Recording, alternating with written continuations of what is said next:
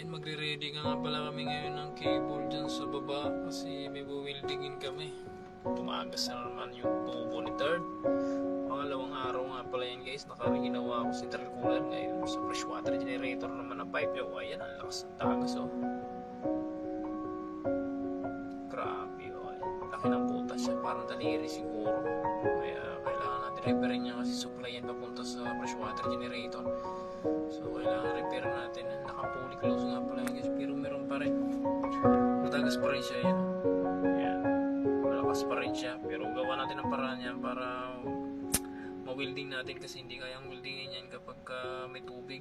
So pangising-isi pa si Kulo ko yung tuwan-tuwa pa. May butas yung tubo namin. So yan. Let's go. Overhead agad tirata yung gar. So yan, pagkatapos nga pala nun, nilagyan ko nga pala yan ng doubler na, pero hindi ko na pinakita ko paano ginawa ko para mapigilan yung tubig. So ayan, tinirata ko na ng overhead position yan guys, 6G position, gamit na gamit. So ayan, kailangan na natin walang leaking yan, kailangan sure full na wala ng leaking kapag tinapos mag-welding para hindi na ulit-ulit kakadrain.